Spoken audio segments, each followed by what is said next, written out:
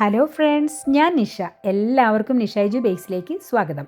ഇന്ന് ഞാൻ വന്നിരിക്കുന്നത് ഒരു സൂപ്പർ ടേസ്റ്റി ആയിട്ടുള്ള കേക്കിൻ്റെ റെസിപ്പിയുമായിട്ടാണ്. അപ്പോൾ തമ്പനയിൽ കണ്ടപ്പോൾ മനസ്സിലായി കാണുമല്ലോ, അത് നമ്മുടെ കോക്കനട്ടും ലൈമും ഉപയോഗിച്ചിട്ടാണ്.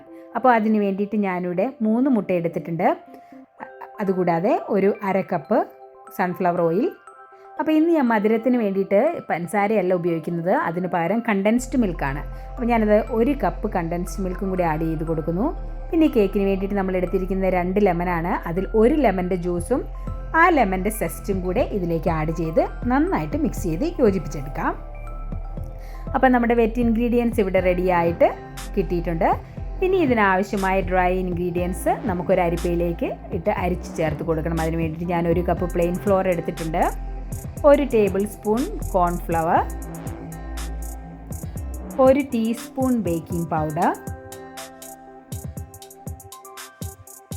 1/2 ടീസ്പൂൺ ബേക്കിംഗ് സോഡ, 1/4 ടീസ്പൂൺ ഉപ്പ്. ഇതെല്ലാം കൂടെ കൂട്ടിച്ചേർത്ത് നമുക്ക് നന്നായിട്ടൊന്ന് യോജിപ്പിച്ചെടുക്കാം. ഡ്രൈ ഇൻഗ്രീഡിയൻസ് വെറ്റ് ഇൻഗ്രീഡിയൻസിലേക്ക് അരിച്ച് നന്നായിട്ട് ചേർത്ത് കൊടുത്ത് ഒരു സ്പാച്ചില വെച്ച് നമുക്കിതിനെ നന്നായിട്ട് മിക്സ് ചെയ്ത് ബാറ്റർ റെഡിയാക്കാം.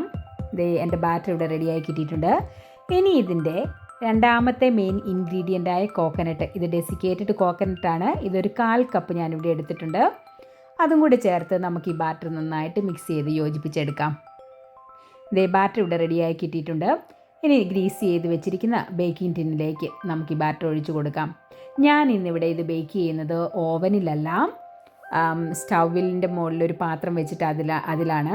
അപ്പോൾ ആ സ്റ്റൗവിൻ്റെ മുകളിലുള്ള പാത്രം ഒരു 5 മിനിറ്റായിട്ട് പ്രീ ഹീറ്റ് ചെയ്യാനായിട്ട് ഞാൻ വെച്ചിട്ടുണ്ട്.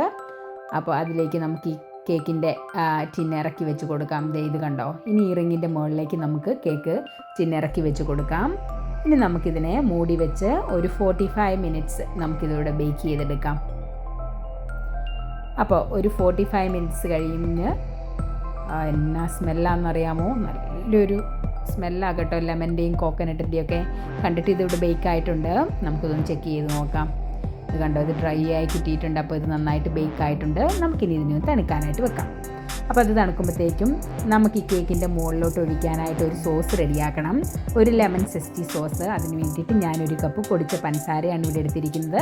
അതുപോലെ തന്നെ രണ്ടാമത്തെ ലെമൻ്റെ സെസ്റ്റും ഇട്ട് കൊടുക്കാം. എന്നിട്ട് നന്നായിട്ട് മിക്സ് ചെയ്ത് ഇനി നമുക്ക് ഈ ലെമൺ ജ്യൂസ് ഒരു 3 ടേബിൾ സ്പൂൺ ആദ്യം ഒഴിച്ച് കൊടുത്ത് പതുക്കെ മിക്സ് ചെയ്ത് ഒരു സോസ് രൂപത്തിൽ, ഒരു ഡ്രിപ്പിംഗ് കൺസിസ്റ്റൻസിയിലാണ് നമുക്കിതാക്കി എടുക്കേണ്ടത് മിക്സ് ചെയ്ത്. അപ്പോൾ ഇതുപോലെ. അപ്പോൾ സോസ് ഇവിടെ റെഡി ആയിട്ടുണ്ട്. അങ്ങനെ നമ്മുടെ കേക്കും ഇവിടെ തണുത്ത് റെഡിയായി കിട്ടിയിട്ടുണ്ട്. ഈ തണുത്ത കേക്ക് നോക്കിക്കേ, കണ്ടോ, നല്ല സോഫ്റ്റാണ് കേട്ടോ. കാണുന്നില്ലേ, നല്ല സോഫ്റ്റായിട്ട് ഇവിടെ കിട്ടിയിട്ടുണ്ട്.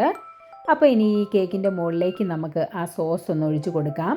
ലെമൺ സെസ്റ്റി സോസ് ഞാനതൊരു ഒരു കുപ്പിയിലേക്ക് ഒഴിച്ച് എളുപ്പത്തിലൊന്ന് ഡ്രിപ്പ് ചെയ്യാൻ വേണ്ടിയിട്ടാണ്. നിങ്ങൾക്ക് സ്പൂൺ ഉപയോഗിച്ചും ഇതിൻ്റെ മുകളിൽ ഡ്രിപ്പ് ചെയ്ത് കൊടുക്കാം.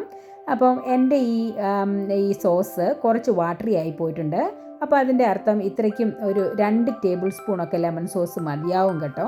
അപ്പോൾ നിങ്ങൾ ഒഴിക്കുമ്പം പ്രത്യേകം ശ്രദ്ധിക്കണം. ഒരുപാട് ആദ്യം ഒഴിച്ച് മിക്സ് ചെയ്ത് വാട്ടറി ആക്കി കളയരുത്. അത് പ്രത്യേകം ശ്രദ്ധിക്കണം കേട്ടോ. അപ്പോൾ ഇനി കേക്ക് നമുക്കൊന്ന് മുറിച്ച് നോക്കി ഒന്ന് ടേസ്റ്റ് ചെയ്ത് നോക്കാം എങ്ങനെയുണ്ടെന്ന്. വളരെ സോഫ്റ്റാണ് കേട്ടോ, നന്നായി ഈസി ആയിട്ട് മുറിഞ്ഞു വരുന്നുണ്ട്.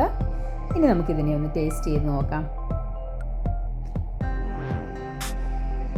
അപ്പോൾ നല്ല അടിപൊളി കേക്കാണ്, വളരെ സോഫ്റ്റ് ആൻഡ് ഡെലീഷ്യസ്. നല്ല മണമാണ്. ഞാൻ ഇതൊന്ന് കഴിച്ച് നോക്കട്ടെ. വാവ്, നല്ല ടേസ്റ്റാണ് കേട്ടോ. നമുക്ക് കഴിച്ചുകൊണ്ടിരിക്കാനേ തോന്നും. എനിക്കിത് സ്റ്റോപ്പ് ചെയ്യാൻ പറ്റുന്നില്ല, അത്രയ്ക്കും ടേസ്റ്റിയാണ്. അപ്പോൾ നിങ്ങളെല്ലാവരും ഇത് ട്രൈ ചെയ്ത് നോക്കി അഭിപ്രായം കമൻറ്റ് ബോക്സിൽ അറിയിക്കണം കേട്ടോ. ഈ വീഡിയോ ഇഷ്ടമായി എന്ന് ഞാൻ വിചാരിക്കുന്നു. ഇഷ്ടമായെങ്കിൽ ലൈക്ക് ചെയ്യണം, ഷെയർ ചെയ്യണം.